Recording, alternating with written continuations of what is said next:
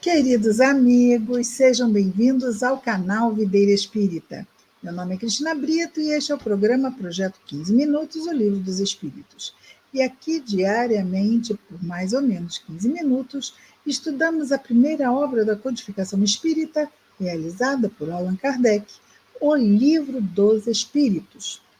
E nós estamos na conclusão de O Livro dos Espíritos. Nós temos que Kardec elaborou 9 itens na conclusão de O Livro dos Espíritos. Ontem nós vimos o primeiro, hoje, então, veremos o segundo item da conclusão desta obra. Vejamos, então. O Espiritismo é o mais temível antagonista do materialismo, ou seja, traz uma ideia oposta ao materialismo que diz que com a morte tudo termina. A vida acaba com a morte. Então, o Espiritismo ele vai ser o mais terrível antagonista, porque, sim, as doutrinas espiritualistas já são antagonistas do materialismo.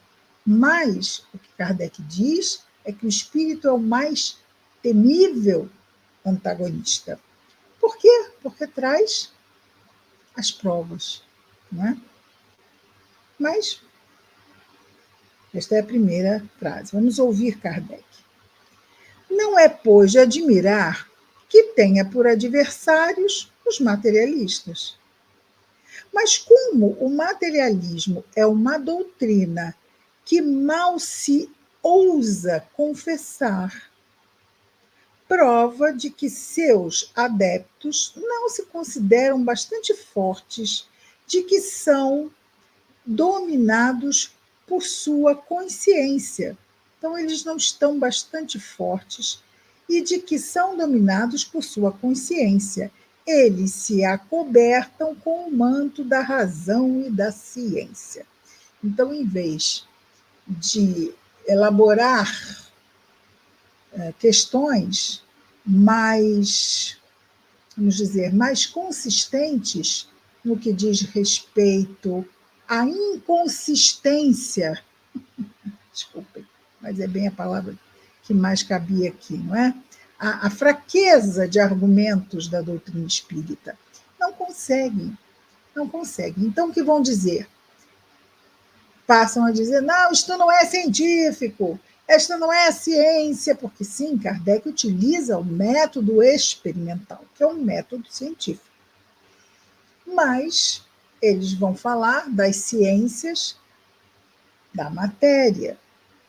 E tudo que não vai falar da matéria, como nós a conhecemos, deste plano aqui, eles vão simplesmente desconsiderar como se isso por si já fosse um argumento.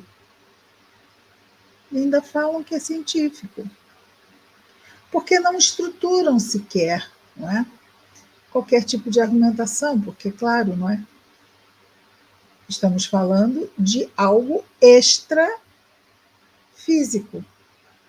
mas da qual tiveram inúmeros fenômenos que comprovam que se uma cadeira ou uma mesa não tem nervos para sentir ou cérebro para pensar, as respostas dadas pelas batidas das mesas e cadeiras não pode ser de uma mesa e de uma cadeira.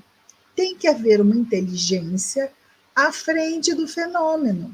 E se não é uma inteligência encarnada, ora. E Kardec também vai dizer, nós temos aqui neste livro, que foram os próprios espíritos que se revelaram. Foram eles que disseram quem são. Continua Kardec dizendo: e, coisa estranha, os mais céticos chegam a falar em nome da religião. Que os cientistas e materialistas, como é que vão falar? Pela religião. Também são contra, não é? Porque as religiões são espiritualistas.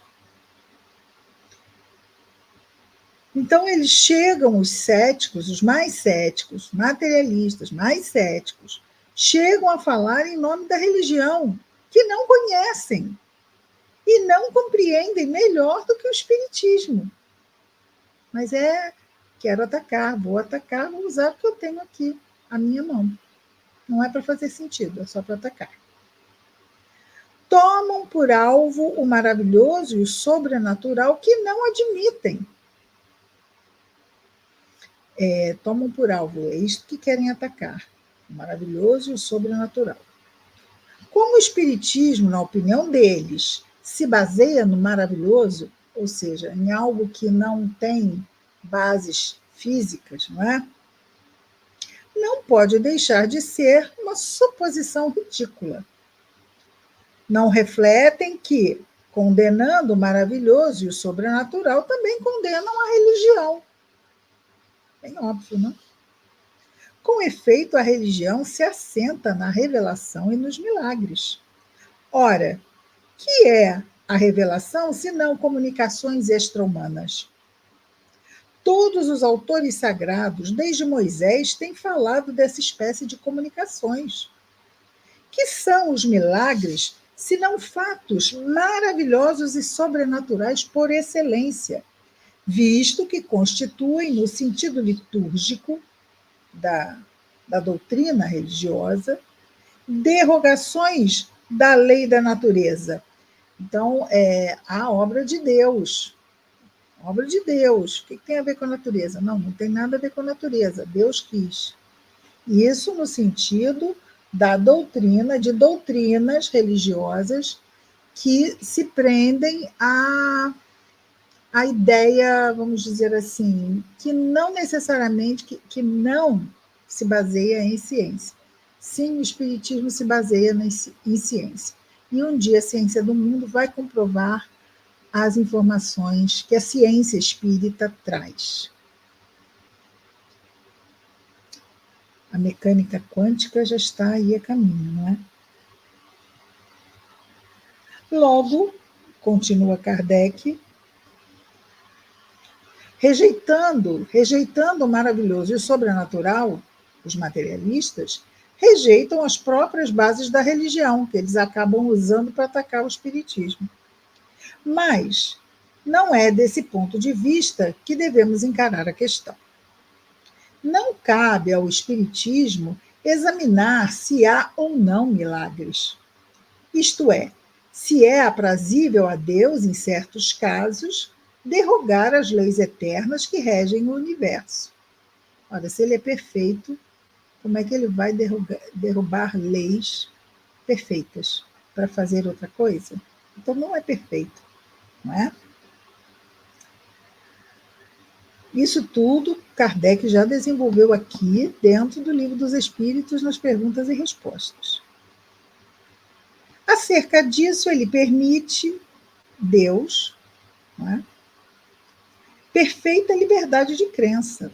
Diz e prova que os fenômenos. Não, desculpa. Não Deus, o Espiritismo. Vou rever. Acerca disso, o Espiritismo permite inteira liberdade de crença. Diz e prova que os fenômenos de que se baseia só têm de sobrenatural a aparência. Esses fenômenos, que o Espiritismo também revela, não é? Esses fenômenos só não parecem naturais a algumas pessoas porque são excepcionais e por estarem fora dos fatos conhecidos, como, por exemplo, Jesus andar sobre a água. Existe explicação científica para isso. Aí vamos levar de novo lá para a mecânica quântica, que vai nos explicar isso. E no futuro vamos entender cada vez melhor. Entretanto, diz Kardec, não são mais sobrenaturais do que todos os fenômenos, cuja explicação a ciência hoje dá. Então, antigamente não entendíamos um montão de coisa que a ciência hoje explica. E assim se dará no futuro. Entenderemos mais coisas ainda que hoje não entendemos. E a ciência vai nos explicar. Todos os fenômenos espíritas, sem exceção, resultam de leis gerais, leis de Deus. revelam-nos uma das forças da natureza, força desconhecida, ou melhor dizendo, incompreendida até agora, mas que a observação demonstra estar na ordem das coisas. E Kardec, que vai fazer nesse método experimental, baseando-se na observação, vai ajudar com o seu trabalho de codificador a nos levar melhor a perceber isto.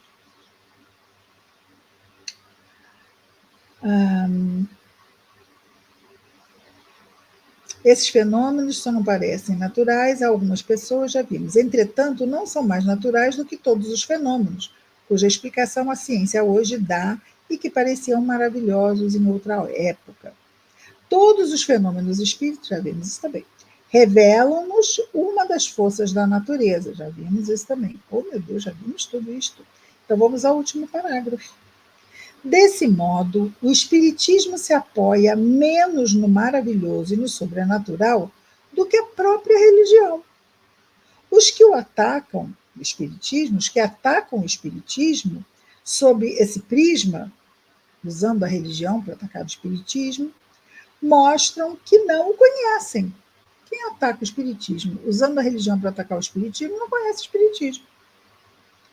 E ainda que fossem os maiores sábios, nós lhes diríamos: se a vossa ciência, que vos ensinou tantas coisas, não vos ensinou que o domínio da natureza é o infinito, não sois sábios, senão pela metade. Ah, Kardec, quanta lucidez, como é bom, não é? Ouvir Allan Kardec. Muito bem, queridos amigos, hoje vamos ficar por aqui, porque não vamos entrar no outro item, que obviamente é grande, todos têm mais ou menos o mesmo tamanho, e vamos ficar então vendo um item por dia, está bem? Amanhã voltamos com mais um Projeto 15 Minutos, o Livro dos Espíritos. Até lá, muita paz a todos.